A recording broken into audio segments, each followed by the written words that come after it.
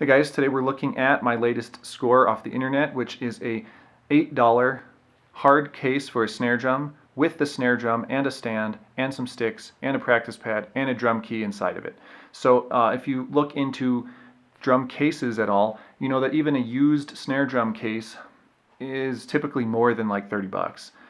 So this case alone is probably worth what I paid, and then of course there's an entire drum inside. So if I can make any of this worthwhile to either use or to sell, I think it'll be a gigantic win. I believe this M stands for Maxwin, which is sort of an Asian, generic, I think it's a subsidiary of Pearl type of brand, but I'm not sure. If you know definitely what this M stands for, if it's not Maxwin, let me know please. But we're going to open it up and take a look at what's inside. So this case is hard-sided, and there's foam inside. It's not a professional flight case, but it's way better than just a bag, I think. And it's got these latches on the front with these keyholes in them. I don't know if you can see that, but it actually did come with the keys also. I think that's sort of pointless for security because you can just walk off with the whole case, but it may keep it from popping open in transit, which might be worthwhile. It's probably hard to see, but right here the rim of this case is bent a little bit, which makes it kind of hard to close. I'm going to have to bend that out to make that easier to use. And then it is covered with residue from tape. If we open it up, you can see it does have some level of padding on the inside right here, and of course it contains a snare drum. The head that's on here is pretty gross. If we pull it out, you can see it's a standard steel shelled snare drum. I checked it with a magnet earlier. It definitely is steel. It's got these sort of really low end Pearl style lugs on here, which sort of makes me assume that it is that Maxwin brand. It's got this really generic strainer. It's also got an internal dampener for the head, which is kind of cool. It's got a really generic set of snares on it, unbranded heads. This head has a dent in it, but it's sort of off to the side. I may have to change it, I don't know. It is missing one tension rod on the bottom, right here. But I'm sure I have one, so that's not going to be a big deal. The worst part about this drum is right here. If we zoom in, you can probably see there is a little bit of rust on the bearing edge on the bottom, which I'll have to try to deal with. So these square cases are pretty cool because there's room for extra stuff in there. You can put the stand right in there with it. This is one of these sort of basket swinging arm adjustable stands. Which are not very good, but this one actually appears to work, and it has the bass.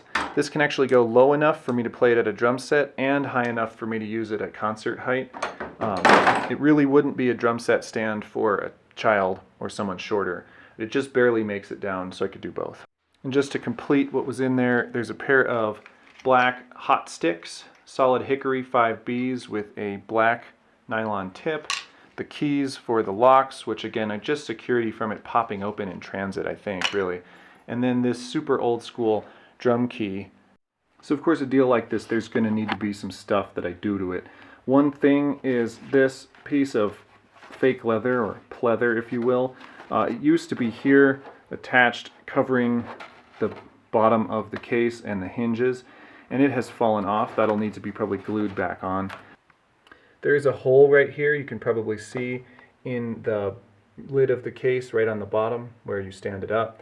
That'll have to be dealt with in some fashion, and then I think there's a hole somewhere else. Yeah, there's a minor crack right here. So I may not show every step of this process, but I'm going to try to clean and sort of solidify the case.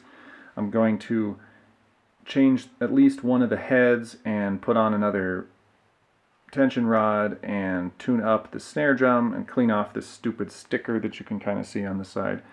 And then of course the stand, whatever, we'll just leave it as is. But I think I will play the snare drum in its current state so you can hear just how bad it started, and then we'll play it again when I've completely redone it. I might actually put some S-hoops on it instead of these standard ones, and then we'll see what kind of a sound we can get out of it and whether it's worth keeping or not. At this point I have all the lugs and the hardware stripped off of my shell here. I'm not going to make you watch me take it apart or put it together. The rim's back there, and of course all the hardware is over here. They absolutely used no lubrication on any of the screws, so they're not even that dirty, so I'm not even going to bother cleaning them.